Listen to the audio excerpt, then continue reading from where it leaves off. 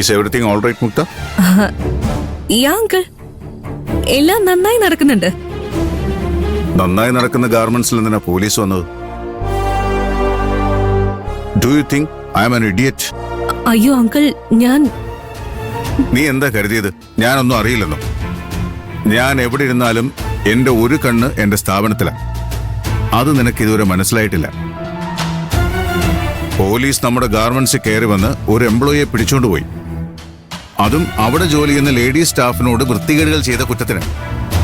ആർക്കാ അതിന്റെ നാണക്കേട്? എനിക്ക്. അവിടെ ഇത്രയും വലിയൊരു സംഭവം നടന്നിട്ടും നീ എന്തുകൊണ്ട് എന്നെ ഇൻഫോം ചെയ്തില്ല? അങ്കിൾ, എന്നിട്ട് എവറിത്തിങ് ഓൾ റൈറ്റ് ആണത്രേ, എല്ലാം നന്നായി നടക്കുന്നുണ്ടത്രേ. ഇതിനാണോ ഞാൻ നിന്നെ CEO ആക്കിയത്? എന്റെ സ്ഥാപനത്തിന്റെ റെപ്യൂട്ടേഷൻ നശിപ്പിക്കാനും എന്നിട്ട് എല്ലാം ഓക്കെ ആണെന്ന് കള്ളം പറയാനോ ആണോ നിന്നെ ഞാൻ CEO ആക്കിയത്? അങ്കിൾ, എന്നെ സംസാരിക്കാൻ അനുവദിക്ക് പ്ലീസ്. നിന്നെ ഞാൻ പറയാൻ അനുവദിക്കുന്നില്ല എന്ന പരാതി വേണ്ട. പറ. അങ്കിളുടെ ദേഷ്യം എനിക്ക് മനസ്സിലാവുന്നുണ്ട്. ബിസിനസ് അല്ലേ അങ്കിളെ?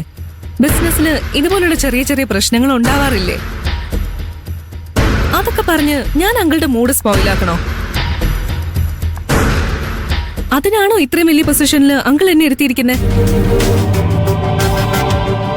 അങ്കിളിന് റിലാക്സ് ചെയ്ത് ബിസിനസ് കാര്യങ്ങൾ ആലോചിക്കാനല്ലേ അങ്കിൾ എന്നെ ആ ചെയറിൽ ഇരുത്തിയിരിക്കുന്നത്? എന്നിട്ട് ഞാൻ അങ്കിളിന് ഹെഡേക്ക് തന്നാലോ? ഇത് എനിക്ക് സോൾവ് ചെയ്യാൻ കഴിയുന്ന പ്രശ്നം. ഞാനത് സോൾവ് ചെയ്തിട്ടുമുണ്ട്. എന്റെ കയ്യിൽ നിൽക്കാത്തൊരു പ്രശ്നം വരുമ്പോൾ തീർച്ചയായും ഞാൻ അങ്കിളിനെ ഇൻഫോം ചെയ്യും.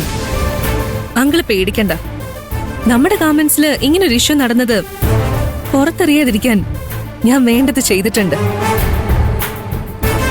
ഗാർമെന്റ്സിന്റെ പേര് എവിടെയും പരാമർശിക്കില്ലെന്ന് പോലീസ് എനിക്ക് ഉറപ്പ് തന്നിട്ടുണ്ട്. അത് ചെയ്തവനെ ഞാൻ കണ്ടുപിടിച്ച് പോലീസിനെ ഏൽപ്പിച്ചിട്ടുണ്ട്. അവനെ ഞാൻ സസ്പെൻഡ് ചെയ്തിട്ടുമുണ്ട്.